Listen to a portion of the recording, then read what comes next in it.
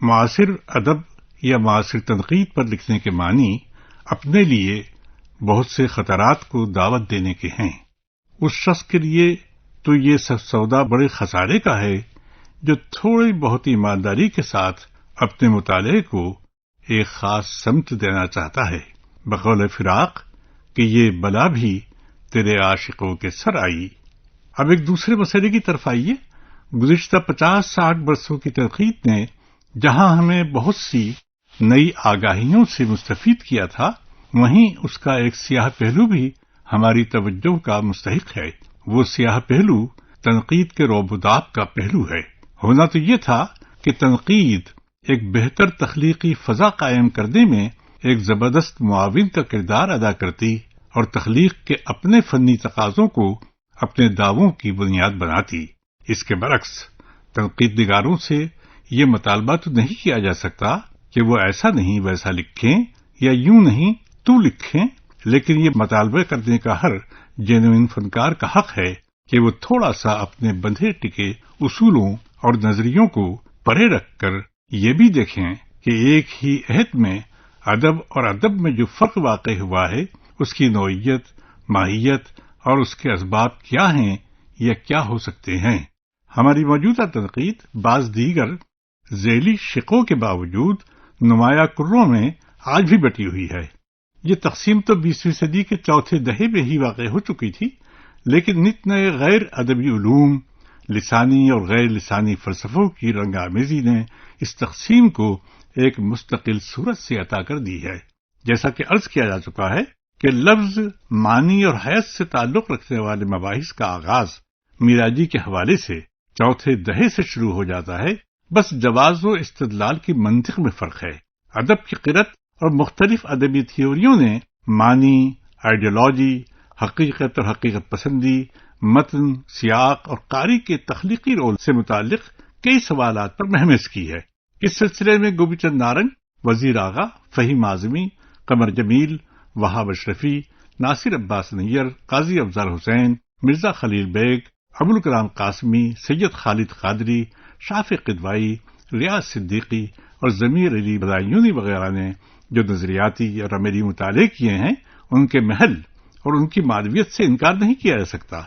نئی تھیوری نے ادبی تنقید کے سروکاروں کو وسعت بھی بخشی ہے اور معنی فہمی کے نئے طریقوں کے ساتھ ساتھ حقیقت فہمی کا ایک نیا تصور بھی دیا ہے۔ یہاں پہنچ کر مجھے شمس الرحمن فاروقی کا مرزا داغ کی شاعری پر لکھا ہوا ایک مضمون یاد آ رہا ہے، جس میں انہوں نے اس قلب کاری کے عمل کو عام مستعمل اصطلاح کے تحت نہ تو اثر یعنی امپیکٹ کا نام دیا ہے اور نہ ہی توارد کا۔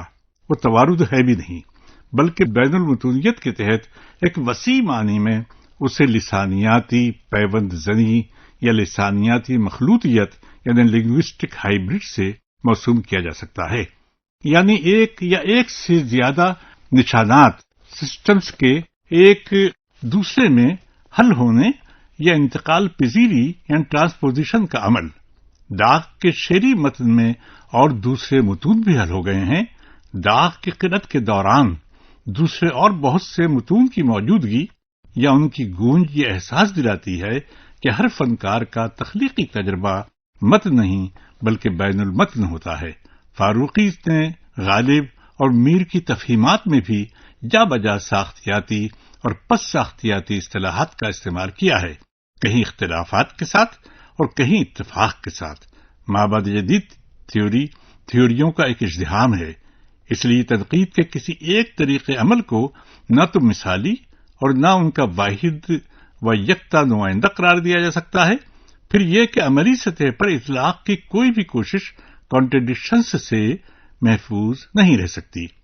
شمیم حنفی کا قصد بالعموم اس بنیادی اور انسانی جوہر یعنی ہیومن ایسنس کی تلاش میں سرگردہ رہتا ہے جو اپنے وسیع معنوں میں انفرادی انسانی ہستی اور حتیٰ کہ سماجی ساختوں اور تہذیبی تشکیلات کے پیچھے کار فرما ہوتا ہے۔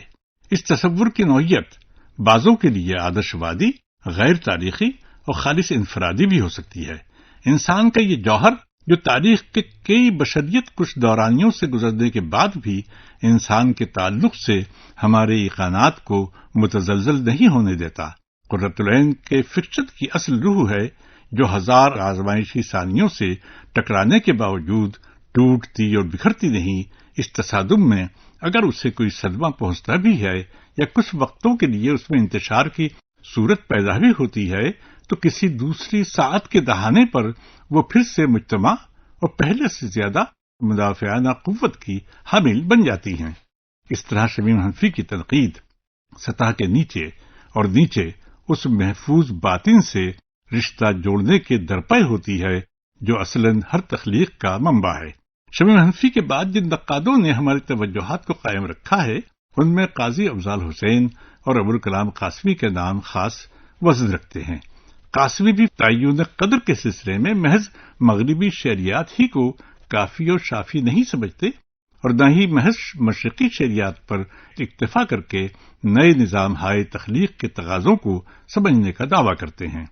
قاسمی نے درمیان کی جو راہ نکالی ہے، اسے ہم بین الشعریات کا نام دے سکتے ہیں۔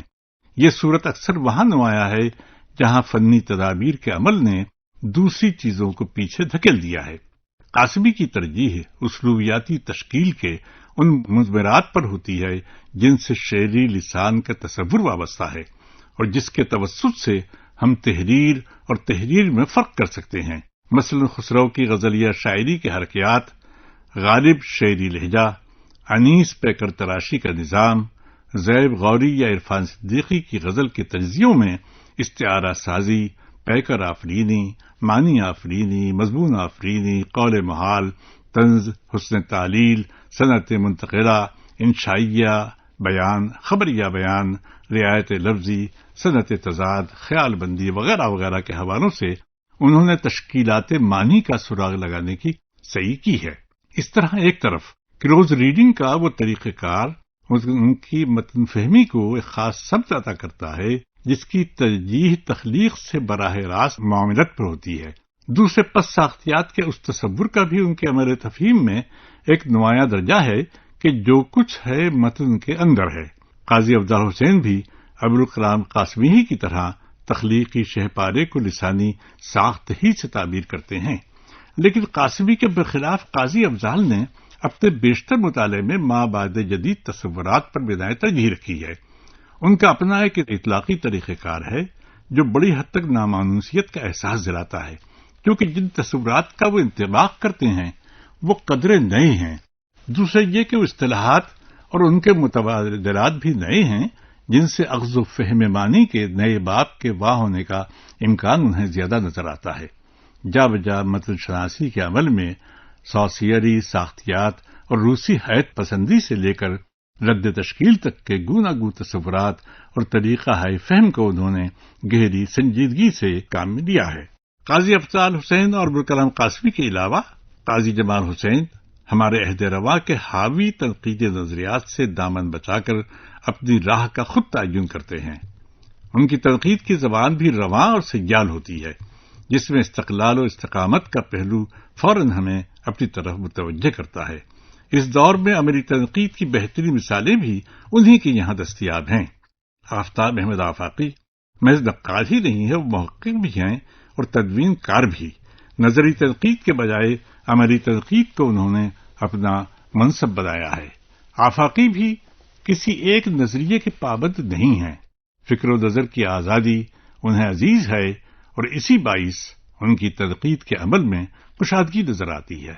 بعد کی نسلوں میں مولا بخش کی تحریروں نے اپنی طرف متوجہ کیا ہے۔